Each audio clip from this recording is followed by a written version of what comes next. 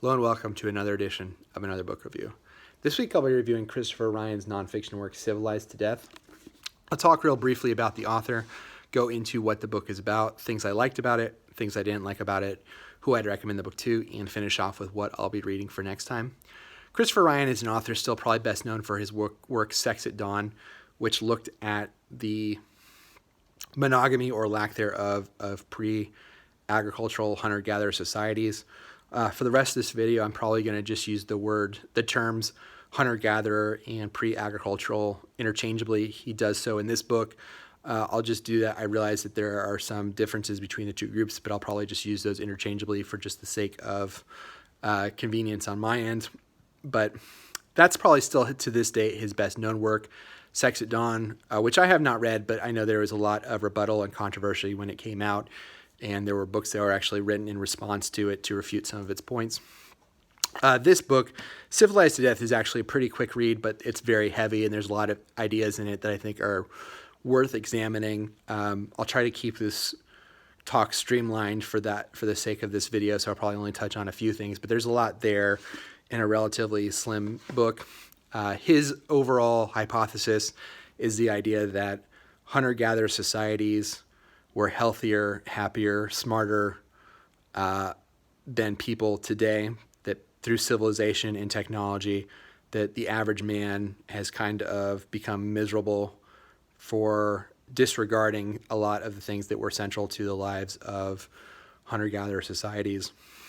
He talks about the idea of a narrative of perpetual progress, which is the idea that because in pre-agricultural societies, man were, and I'm going to quote this, savage, which is a term he talks about in the book. They were uncivilized. They lived really short lives filled with violence, and that through civilization and laws and technology, people have been slowly getting happier and healthier since that time. And the whole book is really refuting that idea. And the way he goes about doing that is he looks at current hunter-gatherer societies that are in the world today, but also looks at past records of interactions between mostly European civilizations and who were post-agricultural, and their interactions with pre-agricultural societies and what they kind of learned from each other. So if nothing else, I would recommend this to someone who's interested at all in this idea. I'll kind of get to who else I would recommend the book to when we get to that point in the video. But if that all sounds interesting at all, I would recommend it because it is kind of a quick read. Even though it is dense, there's a lot of ideas there. So what I liked about it is, and he admits into the book that, well, first of all, I thought that the hypothesis was interesting, and I think he unfurls his writing in a very clear, easy to understand way.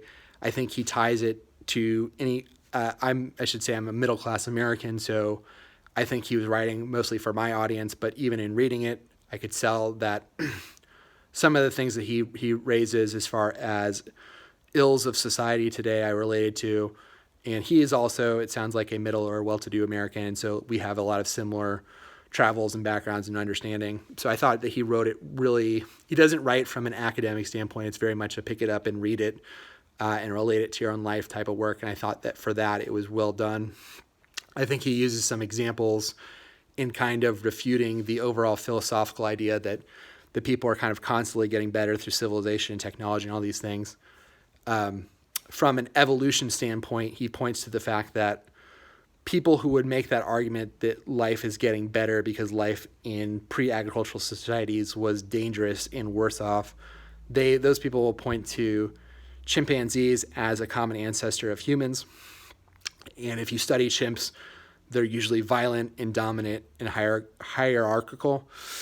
But his refutation to that is that we also share bonobos as an ancestor, and bonobos are the opposite. Their society is designed almost to be an opposite of chimpanzees. They're very cooperative. There's no real murder or anger. Well, I shouldn't say no anger, but there's no murder or rape or anything like that as far as sexual dominance. He also points to the difference in a species of grasshoppers. His argument is that really to determine human nature, is impossible to do without looking at the environment that the human is in. So if you put a human in an environment where there is abundance and they're surrounded by their loved ones and people who respect them and all those things, then they're going to be peaceful grasshoppers. But if you remove all those things, that same grasshopper will turn into a different species, almost a locust, and destroy and ravage and murder other locusts, and it's just a bad situation. So I thought that was really interesting. He does take on Steven Pinker and Richard Dawkins, as well as I think Matt Ridley is the other scientist or researcher that he takes on and refutes some of their points, because I think that they are also more on the idea of humanity being kind of a perpetual progress away from violence towards peaceful cooperation. And he kind of, like I said before, refutes some of those things. He also, towards the end of the book, he brings up the Fermi paradox in a way that I had never thought of. And his argument is, the reason that the Fermi paradox is the idea that it's based on a scientist's observation that if you look at it mathematically, the chances of humans being the only intelligent species in the galaxy is infinitesimally small. His question is, if there were not, where are the other intelligent species and why haven't they contacted us? Ryan's response to that would be, those species understood that they would have to live in a more sustainable relationship with the environment. So things like advanced technologies that would allow them for intergalactic travel wouldn't make a ton of sense. Other things that would enable them to grow their population sizes wouldn't make a ton of sense. And so that was something I'd never heard of, and I thought that was interesting. I think some of the places where he gets in trouble, like I mentioned before, and like he mentions in the book, there are parts of the book that are cherry-picked because it's really difficult for anyone to do real research on this, because there are so few pre-agricultural societies left today. It's really hard to kind of do any kind of real comparison if you take the amount of people who are alive today and just say, well, we're going to go back to a pre-agricultural way of life. It would be an impossibility just because there's so many people. So that makes research difficult. There are parts of the book that I'd argue where he uses kind of hyperbolic language. When he is looking at kind of society's ills, he kind of makes a point about single mothers not being taken care of, and it's kind of a long passage.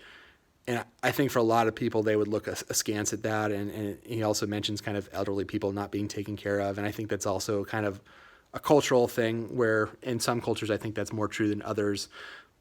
They're both post-agricultural societies, but they would look at that issue, so to speak, differently. I don't necessarily think that that was a pre versus post-agricultural thing. I think, too, the argument that he doesn't really take on is that through agriculture, the population was able to spike a huge amount compared to what it would be pre-agriculture. So there's a little bit of a ducking of the moral question of, would you rather live in an environment knowing there's 6 million people on the planet and every one of those 6 million people can be hunter-gatherers, versus living on a planet where there's 6 billion people and then agriculture is a necessity in order for people to just live. And in doing that ducking, I think the last part of the book is a little bit thin, where he tries to give a little bit of prescription as far as there's some ways that we could maybe move closer to this direction. But I wish that he had maybe taken that on, because the book is, like I said, the book's only about 230 pages. So I think if he had done another 20 pages, it wouldn't have added that much to the book. But I think he would have taken on that moral argument a little bit more head on, because that was the question I had when reading this. I was like, well, so is Matt Ryan arguing that we would be better off living in a world with 6 million people? And if so, who's breaking the news to the other 5.5 billion people?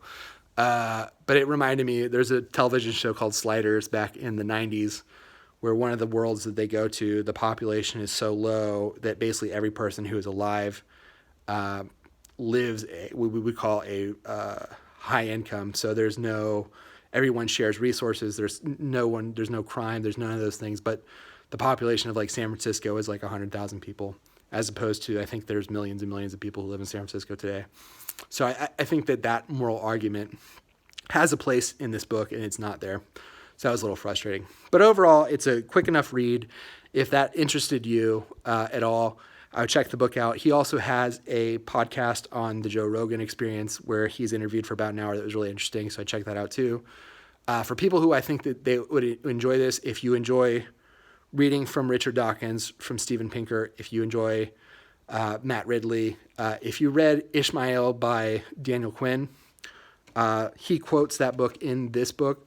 But if you're someone who is interested in those ideas of how different ways that man could organize his life, and as far as making a more communal experience, I would definitely check this out, because I think that those two books in some ways are communicating. But that's it. Like I said, I would recommend Civilized to Death, even if you don't agree with the ideas in it. I thought that was quick enough. It was a quick enough read, and it was an interesting enough topic that if nothing else, it's a conversation starter. So that's Civilized to Death.